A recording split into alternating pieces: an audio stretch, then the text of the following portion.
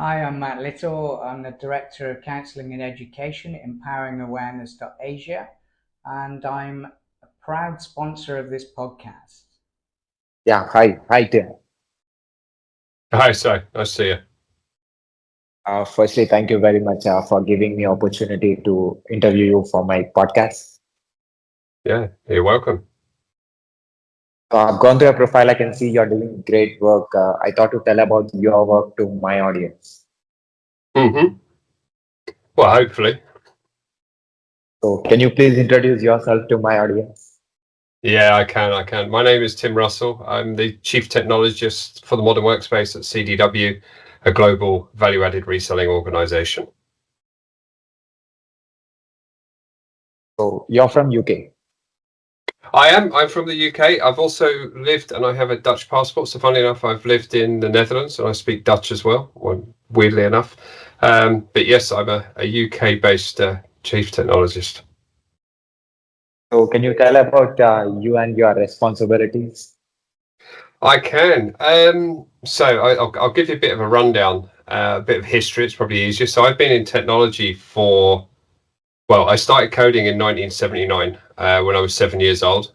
And I've spent the last, whatever years that is, 35, 40 years in technology. And my role now is very much taking the experience and the knowledge I have and applying that to technology changes we're seeing, innovation.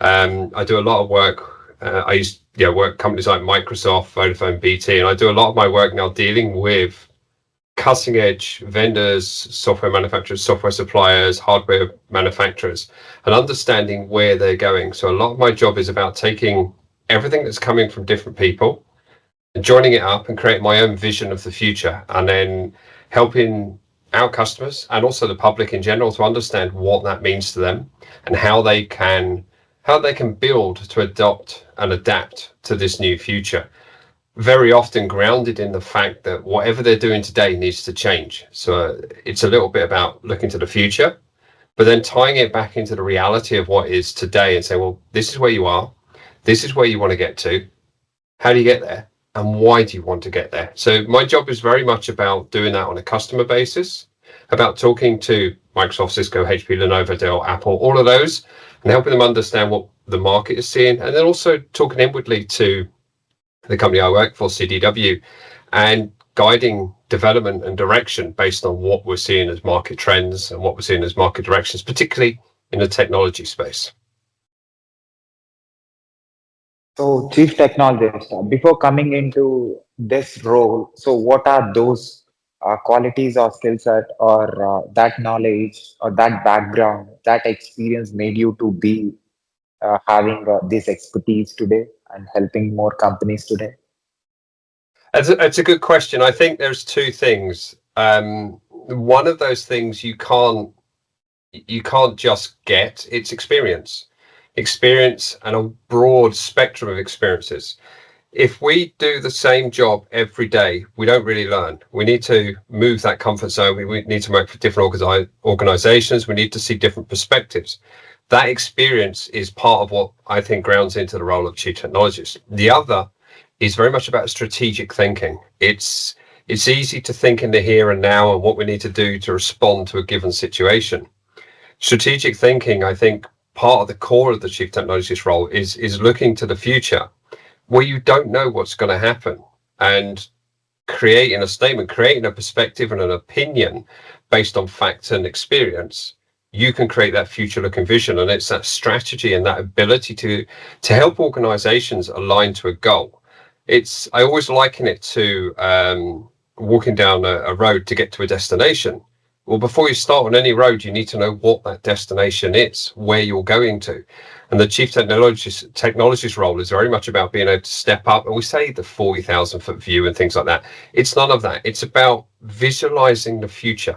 If I know what the future looks like, how I will interact with the future, and most importantly, how it will make me feel, then it's really easy to decide what my first step is. But I have to decide what that future is. So when we look at a chief technologist, experience counts, because whenever you have somebody with a chief role, chief technologist, CFO, CTO, CXO, whatever it is, The person you're speaking to expects a level of maturity, a level of experience, and a level of knowledge. So the first thing, if you're going to get into those roles, you have to have those to a degree. And you can get them quickly, but you have to be confident in what you have. The second is to be able to talk about a strategic outcome, the direction that you're going to go, where you're going to go, and understanding your audience and being able to tie this all together. So in answer to your question, it wasn't I went off and filled off a checklist. I've got all of these things, now I can be a chief technologist. It was about passion for what I do. It was about an experience in the field I'm working in and the ability to talk at a strategic level.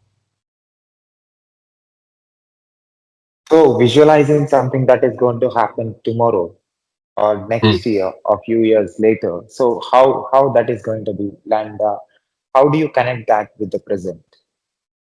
Yeah, that's actually quite easy. So when you visualize the future, you might imagine a system or a way of working. And then you break that down into a few silos, physical infrastructure or physical interfacing. How will I, as a user, interface with whatever the future brings? How will I interface with it from a technology perspective? How will I interface it from a physical perspective? And then what is the data I need to make that happen? And 9 times out of 10, when you're having a conversation and you go from the future and you bring it back to today, it's about data. It's a data. You make the best based decisions about having the best quality of data. The reason let's take this holistically. The reason we have applications is to access information. The reasons we install software is to access information outside of gaming and things like that. We always want to access information. So whatever the future looks like, it will be built on a couple of things: how it interfaces with a human, and B, how it accesses, protects, and presents data to that end person. So when you come back to today, you start looking at things like cloud-based technologies. Are you ready to provide your solution at any time, at any place, to all people? No. Well, there's your first step.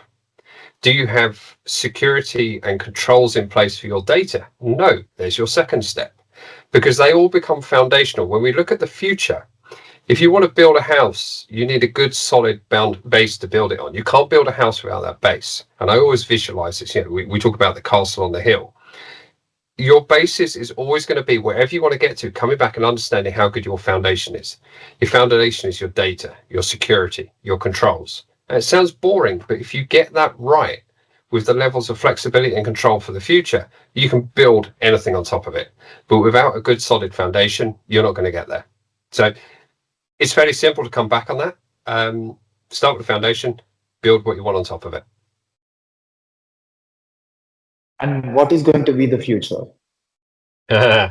So I think the future is a couple of different things. I think how we interact and interface with technology. I've got, for example, it doesn't matter what they are. I've got virtual reality and augmented reality devices here in front of me. And the more I use them, the more I see them as the same way we accept smartphones, we accept smartwatches, we expect those devices, except if I look at the glasses that I wear sometimes, they look just like the glasses I'm wearing today, but yet they present real-time data into my line of sight. I don't need to look at my phone. I don't need to look at my watch. And if I have a question, tap on my glasses and ask the question. I think one of the big changes we're going to see is our access to data is going to be more and more present, but the ability to take off the glasses and turn off the data when I don't want to. So how we interface with the data is going to change. I think the use of AI to augment us, and this is, there's a couple of really interesting use cases out there. The CEO, Dan Scarf of XRAI, I was talking to him recently, and they've got real-time translation. Now, they were one of the first, about 2-3 years ago, they came out with this. I know everyone's on this bandwagon. But it relied on the ability to present real-time translation into your line of sight, not in your ears, but so you can read it.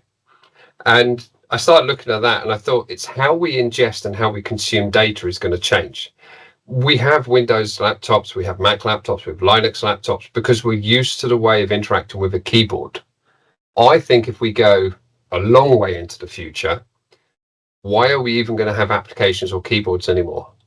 We're going to have a way of interfacing with systems, and what I said back to the start, the foundation of data. We're going to have natural language interactions. The keyboard's going to be something of old. The only reason we're going to use it is to keep conversations quiet or secret.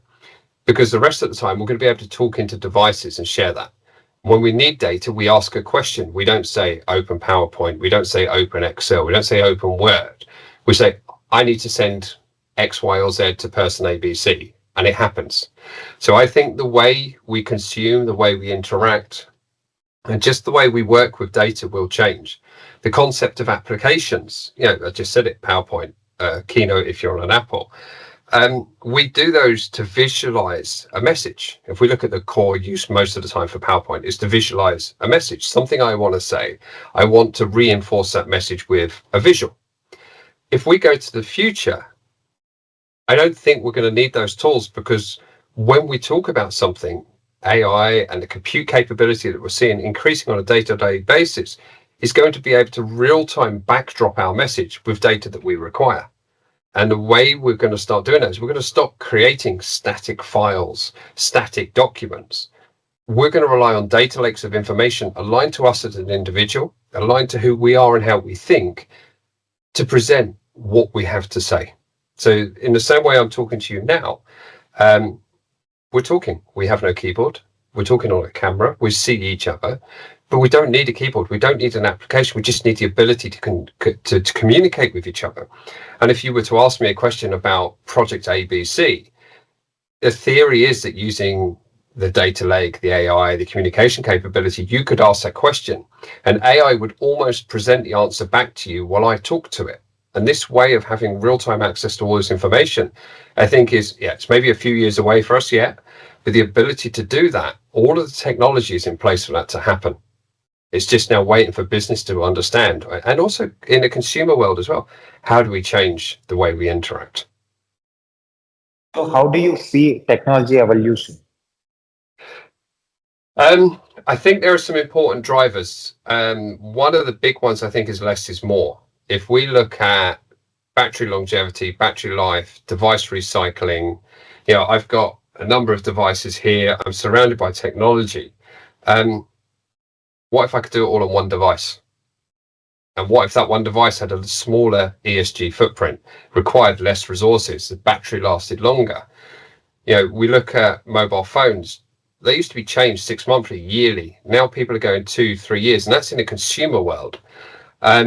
I think technology is going to start getting the ability to last longer but do more. I always take the example of mobile phones. You've got a mobile phone.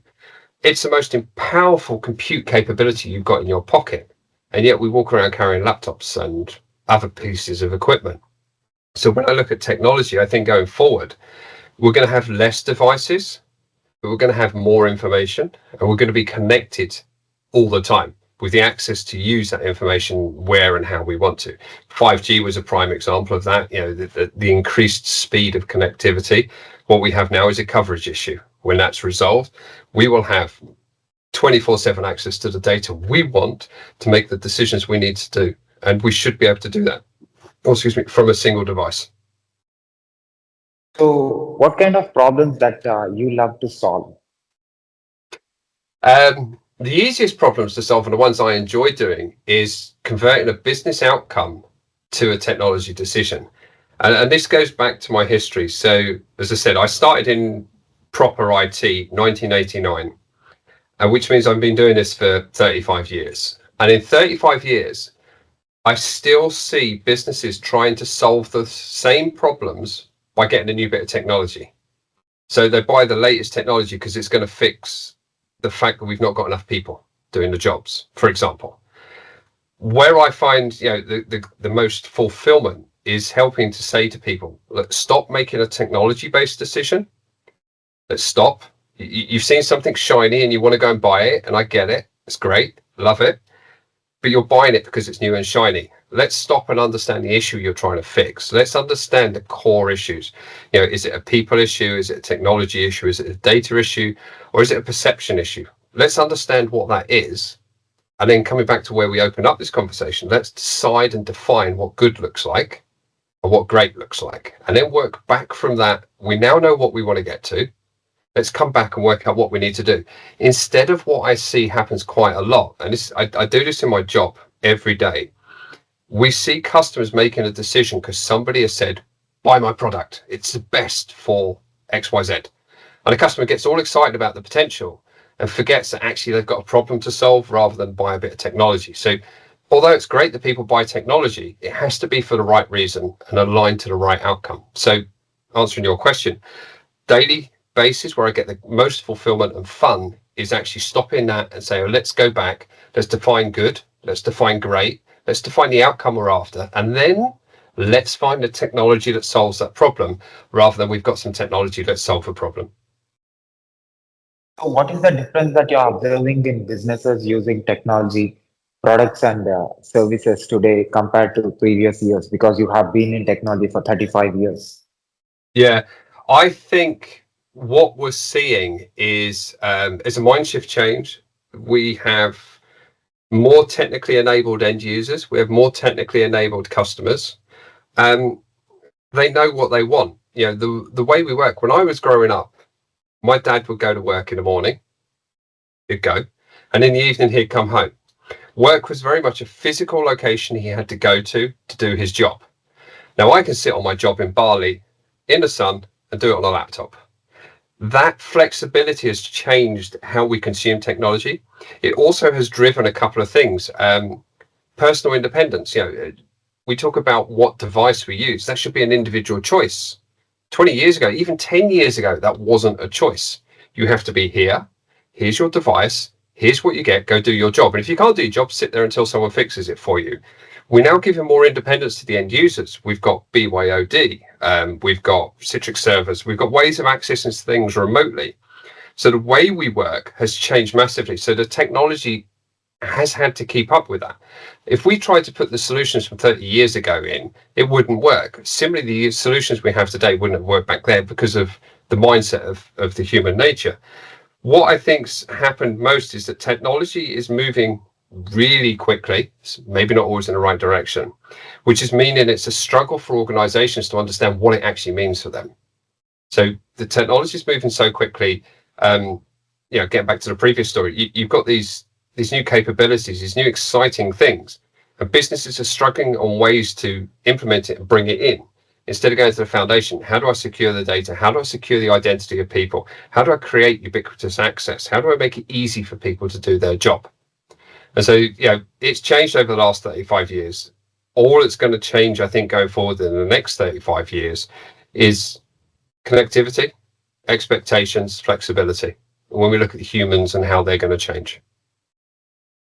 So how do you see this responsibility as a chief technologist integrating technology and business when you are speaking with the business owners? I think the responsibility is you always have to be a representative of the person you're speaking to. I'm never there to position just my perspective. It's to understand where someone is trying to get to. Put it this way, if somebody comes and asks you the directions on the street, it's because they want to get somewhere. It's not because they want to hear you say, I was at this great place down the road. No, they want to go there. And the chief technologist role is about signposting people. It's about bringing that experience and that knowledge, but understanding where they want to get to. I think we also have a responsibility is to ask questions, because it's very easy to give a perspective and opinion, but you have to ask questions. What's important to you? What's not important to you? What have you learned? What pain do you have? What do you expect to be doing in a year's time? Do you have a vision of the future? So a lot of my role is about asking the right questions, leveraging experience where necessary, but also bringing in what I know of partners, vendors, software developers and all of that, and trying to make sure that customers are making the best possible decision for their business and for the planet. And I'm just going to touch on that one as well. Some of it is about ESG responsibility. Here's an example, right? And I presented this last week at an organization. How often has somebody gone onto a website to buy a USB cable, and there's a really good cable, and it's a simple story because we've all done it, for £10.99, for example. But then you can see I can buy 4 for £8.99. And you go and buy 4 because you think you've got better value for money. What you're going to have is at some point in the next 6 months, possibly, those cheaper cables start failing and you have to use another one. Or it might fail at the worst possible time, which gives you an impact to time. Some of this is about making customers particularly, but also any business person, the organizations, helping them to understand there's a difference between quality and cost. And you need to find the right balance. It's not always the cheapest. It's definitely not always the most expensive, but helping get this quality evaluation in place. And this is where it comes back to, where do you want to get? Why do you want to get there? What's important to you? What does the future look like? And then you tie it back to the solutions with a balance of quality versus cost, because we have to be realistic. People have got businesses to run. Is it easy or is it challenging for you to make the leaders or the business owners to uh, understand how their business can be benefit with the technology products and services or the tools that you suggest? Is what kind of a communication that helps you to make them understand and relate with what you're saying? I think it's always person to person, whether it's online or whether you're meeting them face to face. It's not emails, it's not chats, depending on the people. But I think, and this is one of the things I learned probably good 25 years ago, it's about adjusting to your audience, because not everyone's the same. Not everyone thinks the same, not everyone works the same. I think the most important soft skill that comes from experience in this kind of role is understanding your audience and changing your message.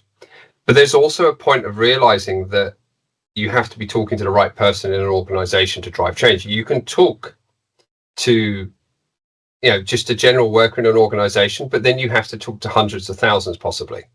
If you start talking to managers, you simplify the message. You start talking to execs, you're driving change from the top down, which means you have to repeat less, but your message changes very much as well. So understand your audience and change the message to adapt to the person and what's important to them. It's not about manipulating the situation. It's about understanding the person you're talking to. So working with different industries, how is that? So working with The companies or the businesses which belongs to different industries. That's quite challenging. So imagine this. One day you're talking to a legal company, billions of revenue, and the next day you're talking to a manufacturing company. How many common stories can you imagine between those two? You can't. But when you talk to a CFO, it's always going to be about the cost of running the business. When you talk to the CRO, it's going to be about the cost of winning business. You talk to the CIO, it's going to be the cost of securing business. I think if you're talking at the right level across those organizations, it's easy to move across them. It's when you start changing into people who have very specific capabilities within an organization, you need to become more industry specific. It's about driving your conversations to talk to the right audience more often than not. So how do you adapt to the constant change that is happening? Every day's a change. I embrace change, welcome it, because if we did the same thing every day, we'd all get pretty bored pretty quickly. So I think the biggest challenge, and maybe to answer the unasked question, is how do you keep on top of the constant change of technology? You know what? It's really hard. To a degree, you can keep on top of a bit of everything, but when you look at technology, I mean, it could be anything. So focus on what actually excites you. So I focus on the technology that excites me, which means I want to be good at it. So what do you say about world technology, like humans connecting to technology today? Sorry, say the question again. What do you say about the world using technology today, the humans' connectivity with the technology? What I say about connecting, here's the thing, it comes back again to people and business drivers. Why do we do things? Why do we need this data? Why do we connect? It's to achieve an outcome. It's understanding where people want to get to. There's when I look at connectivity and data and all of this, I've got a really simple equation. It's 3 words, and they all start with the letter E. The first one is equity of experience, which means I don't care who you are, where you are, what language you speak, you should have the same access to data and capabilities as everyone else. The second E is it has to be efficient. How you consume it, but also how it is provided has to be as efficient as possible. Less clicks, for example, in software, less cost to develop or deliver, however which way you look at it, but it has to be efficient. And the third one is the one we always seem to forget, particularly in the business world. How many of us would go to work if we weren't getting paid? We probably wouldn't. So the thing is we're going to work because we have to. Shouldn't we focus on making the emotion in that work a happy one? So equity of experience, efficiency of delivery and consumption, and emotion. We want to focus on making people feel happy when they're engaging with technology. And I don't mean a fake happy. They shouldn't feel frustrated. They shouldn't feel sad. They shouldn't feel anger. We should focus on positive emotions. And if we can focus on all those three things when we're delivering any technology, I'm pretty sure you're going to have a winning scenario. You have seen humans getting adapted to the technology in this 35 years. So how Mhm. next 35 years is going to be based upon the experience? So you got to imagine 35 years ago, you didn't have the internet. You didn't have mobile phones. You didn't have this access to data all the time. I think the next 35 years, and I've hinted at this, we're presented with even more data. And I think there may be some negatives. The way we've already seen with social media cues and things like this, people's attention span have reduced. We've seen over the last 2-3 years with the advent of AI, people's ability where they rely on AI to retain the information that AI has been surfacing for them has reduced. I think we're actually going to become more dependent on technology to help us get through our daily lives, to remember things, to store more information, to have readily available information. Because if you go to 35 years ago, people would remember phone numbers. The number of people who can't remember their own phone number nowadays. I mean, that's where we're going to start relying on technology. You imagine you're plugged into your AI tool, you tap your glasses, whatever it is, and say, "What's my phone number?" Technology allows us to do this. So I think we're going to see different skills coming out of people. We're going to change how we access data. We are going to become more reliant on data, but hopefully, and I can't answer this because I don't know the answer, hopefully we're going to develop as a human race into other areas while relying on technology to help us become better, more connected, more responsible to our environment. So in this process, how data management and data security is going to be in future? So there's some interesting things there. Data is key, right? There's no two ways around it. The more we know, the better the decision we make. I think, and I've been studying it for a little while, I think blockchain's an interesting one. Whether it's blockchain technology or something similar, when we start owning our data and being able to footprint it and know who has access and being able to control access to that data, I think we start getting the ultimate control. We have data that's based around who we are, what we are, but we absolutely have to secure that. We've seen a lot of passwordless stuff. We've seen multi-factor authentication, but it has to be seamless. People, you, me, and everyone else, we want it simple. If I access something, well, I know I'm me. I know why I want to access. I know where I am. Why do I always have to go through all these rules? So biometric fingerprinting, the ability to know that somebody is somebody to the best level we can, I think will influence how we store and manipulate data. Carrying data with us in cloud-based storage in the likes of blockchain, distributed storage, for example. I think we're going to see some growth there, but there's still a lack of drivers to create a global adoption of that sort of technology. It's going to happen in niches, but it's not going to be global yet. So secure that data, confirm the identity, control access is really the base of this. And then what you do with that data is down to an individual level going forward from there. There must be a strong reason for you to be in the technology, and there must be a strong driving force for you to enjoy what you're doing. So what is that? Yeah, it's really simple. I believe technology enables us to do so much more. Without technology, we can't do half of the things we do. We couldn't have this conversation. So I'm driven by a belief in technology for good. I'm belief of technology for learning and improvement of those around us. Outside of technology, there are personal drivers, but they align very much to this. Technology for good, technology for enablement, technology for communication, technology for connection. If we look at what's important in human psyche, it's about feeling connected, being able to talk to other people, feeling part of a community. technology allows that to happen, particularly for the disadvantaged. So I'm driven very much about this concept of technology is absolutely amazing, but it is the possibility and the innovation that we can build up in people to use that technology to do amazing things is what drives me to keep pushing it.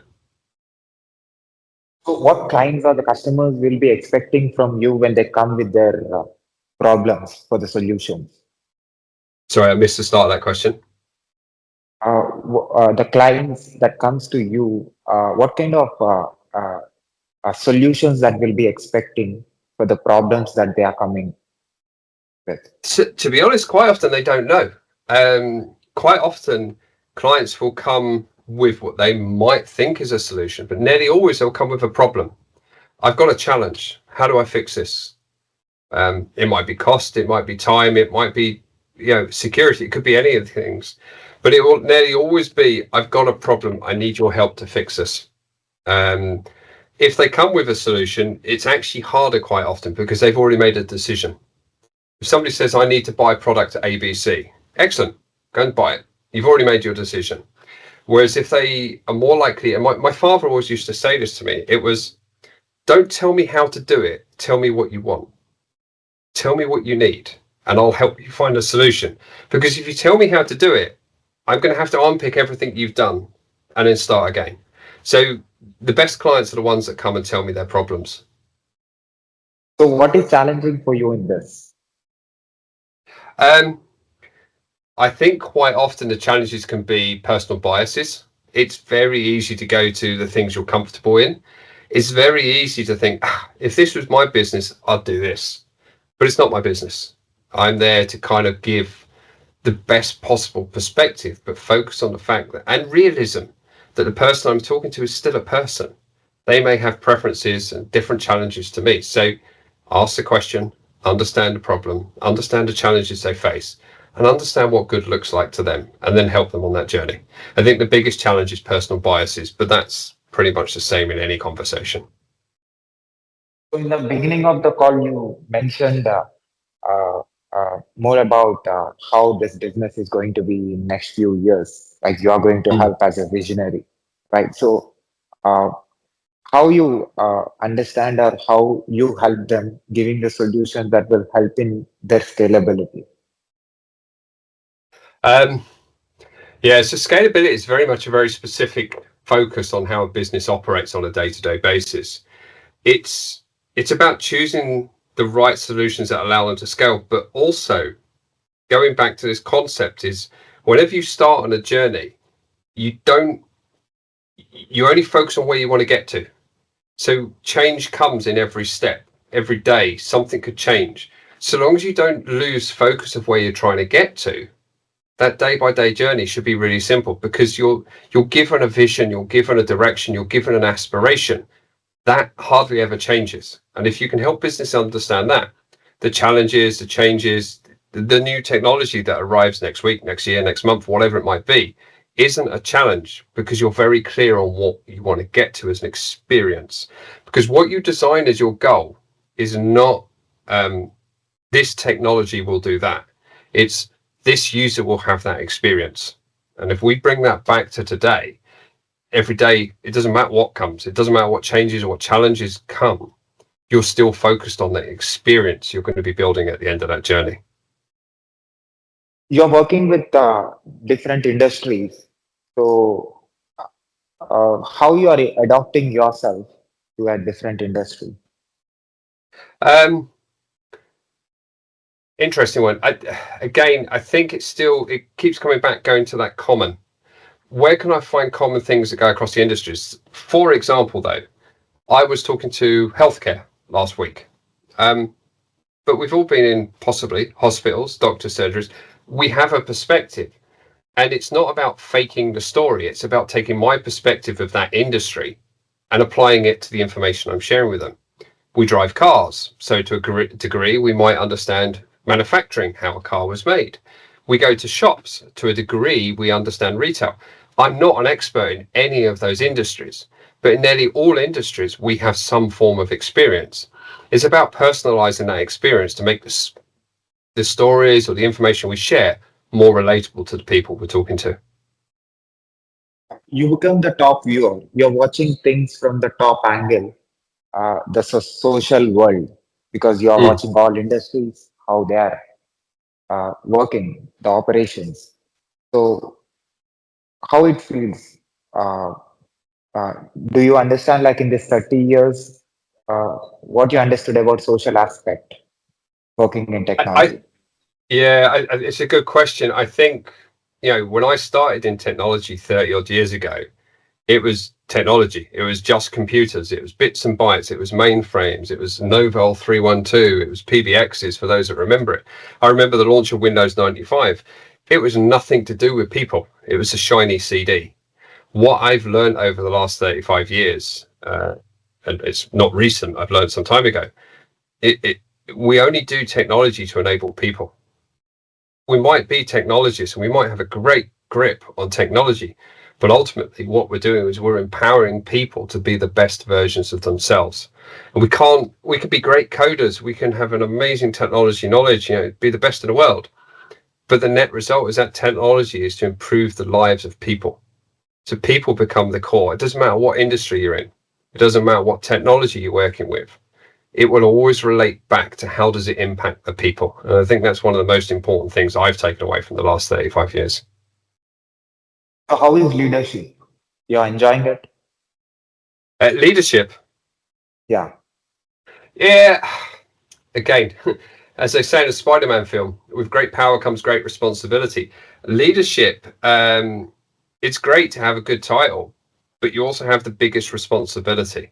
And I think sometimes I absolutely love my job. I seriously think I have the best job in the world. And weirdly enough, I'm in a role where I don't feel like I'm a leader. I'm inspirational. I give insight to people, but I don't feel I'm a leader. I feel like I'm walking side by side with people.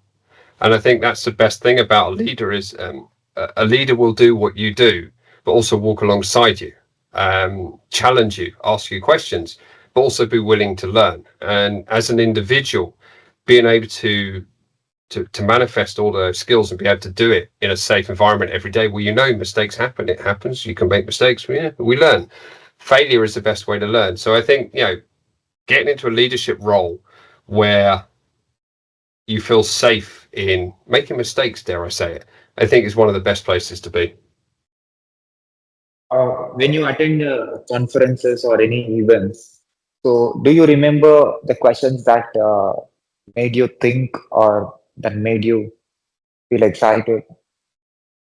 I don't, unfortunately. I struggle to remember names as well, which is a bit embarrassing at times. But what I do remember is the emotion. It comes back to human nature.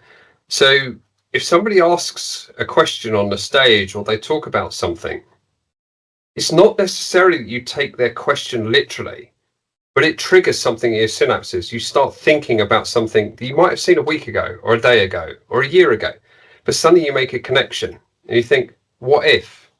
And I'll never forget that emotion of excitement and wanting to jot it down, to pencil it out, to pull it out and give it a visual. And I go, yeah, that's going to work or it's not going to work. So yeah, no, I don't remember the questions. I quite often don't even remember what event I'm at. But what I do remember is the excitement I get when these dots start joining up and I start creating a vision of what could be possible in the future. And AI impact on humans today. Brilliant. I think AI really makes a big difference. I use AI on a daily basis. I do it so I can do more in the same time I used to do. So if I look at AI capabilities, the skill in AI is asking the right question. And I come back to where I talk to customers. Ask the right question. Probe, push, question some more. None of us know everything. So the only way we get to give the best insight, the best information, or to know what we want to know is to ask the right questions. AI, it's not a search engine in steroids. It's not necessarily even a reasoning tool. It's a resource gathering insight maker that I can then take or leave. But it's a way of speeding up my work. I think I did a deep fake presentation last week. Great, I can deep fake someone and make it look like they're really there talking to you. That's not really AI. That's machines doing really clever stuff. It's compute power. we've got Moore's law, compute doubling every year. It's the ability to do more stuff. I think AI is about asking the right question of computers to give the information we need. And for that, I think it's really good. But it's about responsible AI use. So does technology changed you? Yeah. Yeah. If I didn't have to work, I'd probably unplug and live on an island in the middle of nowhere and have no technology. Technology has, no, I'm joking. Technology has an absolute place in our lives. I talked about our reliance of it in the future. I think that's something that's going to happen. But I also think we need to protect social interaction. We need to protect the ability to talk to people. Only yesterday, I spent the morning out with my daughter on the motorbikes, and we went out, we talked. We didn't look at phones. We had an intercom. We talked. And what was really clear to me yesterday is quite often we rely on sending people messages, and you feel connected. But until you address that basic human nature to actually talk to people, you haven't really addressed what you're looking for. So for me, technology is a must-have because it delivers great things. But as a human, we need to realize that we're really dependent on human interactions, human connections, and we need to protect the human side while utilizing the technology side to make our world better. Do you have a message to the technology leaders or business owners who are working on technology, or non-technology business owners for watching this? I think do the right thing for the right reason. We're here to build the future. I presented again on Friday a slide, and the last slide says none of us are walking into the future, we're creating it. We have a responsibility to use both our personal insight, our personal influence, but also the technology we work with to build the best possible future for everyone else. So be responsible in what we do, be focused on the positive outcome, and never lose sight of the fact that we are humans at the bottom of this. And we have to think about emotion, equity of experience, and efficiency of delivery. And if we can focus on those things, we'll create the best technology going forward. As an observer, as a chief technologist, what is your observation about my work? Have you seen any videos of mine on YouTube? I think what I've seen, and I have to be honest, I've been so busy, I've not had a chance to catch much recently. There's a lot of information, and it's about these different perspectives. We have a habit, of listening to the things that we agree with and ignoring the things we don't. And I think, the likes of you and other people is giving us other people's perspective. We have to realize that we need to listen to it as well. We need to draw the conclusions and not just listen to the things that make us feel happy, but listen to the things that make us uncomfortable as well. And I think having, anyone who creates content that allows us to see different perspectives is a positive thing. So carry on doing it. So, as you have started with playing with the computer today, communicating with computers today, you're communicating with humans. You are into communicating with humans today. You are into that role. So, I did masters in software engineering, also bachelor's in computer science and engineering. Right now, I'm working as a cloud DevOps engineer for a London company remotely from India. So that's my full-time role. Apart from that, I'm interviewing experts like you who are already in the industry, who are in the leadership roles, and who are also working in business side of the technology, also who are working on the developing the technology tools and services. So me as an observer, as a technology enthusiast, how this talking with humans, technology owners, and also businesses from all around the world, more than 100 countries experts I have interviewed. Tomorrow I'm going to interview the Amazon Web Services Vice President, Jeff Barr from United States. So how this kind of an global understanding global technology and how humans are using technology to solve their problems, how this kind of a connectivity, this whole thing is going to be useful for me as a person, as an individual, or as for my career.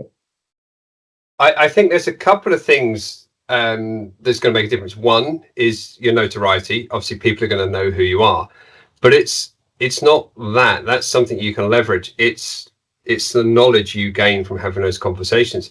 You know, you say about 100 countries, social backgrounds, physical differences. You know, I once talked to a company that was based in sub-Saharan Africa, and the things we take for granted here in the UK, you know, power's on 24/7, water's available 24/7. We talked about battery life, and for them that was amazing because, well, we might have 4 hours of no power. How do we keep the laptop running? That sounds weird, but understand that every country has a different set of challenges. Ask the questions, understand what their biggest challenges is. I think for you, it's going to give you two things. It's going to give you an understanding of your audience. You must realize by now, everyone you talk to is different. Everyone has a different set of things that's important to them. Everyone's trying to achieve a different thing. And the sooner you understand what's important to them, the sooner you understand what they're trying to achieve, the better you can help them. And I think for you in your role particularly, is that ability to adapt to your audience is a skill you're building up. The second is an awareness of the massive diversity. We're all on one planet, an insignificant small planet in the universe. And yet we have an infinite number of differences in the way we do things, the way we talk, the way we communicate. And understanding that we're all different is a core understanding and the core basis of any communication we have going forward. No two people are the same. So I think those two things are going to make a massive difference for you as an individual going forward. Particularly, and again, I will ask you the question, have you realized that technology and people aren't the same thing? People rely on technology. Have you seen that yourself as well? 100%. Yeah, I believe the same. What you said, I believe the same. Yeah, we're there to do good. Great, definitely. Then, can you share your online presence to my audience so that they can follow you and they can learn from you? Yeah, of course. I'm on almost every social media platform you can look for, but start with LinkedIn. It's Tim-Russell-EU. Feel free to join that one. And all my personal hobbies, etc., you all find under LinkedIn, TikTok, Instagram, all the usual stuff. But feel free to connect, follow, and communicate with me on LinkedIn. That's probably the best place to start. Can I put this clip on my podcast with your permission? Sorry, say it again? Can I publish this clip on my podcast with your permission? More than welcome. Not a problem. Thank you, Tim, again for your valuable time and sharing some of your experiences and answering some of my questions.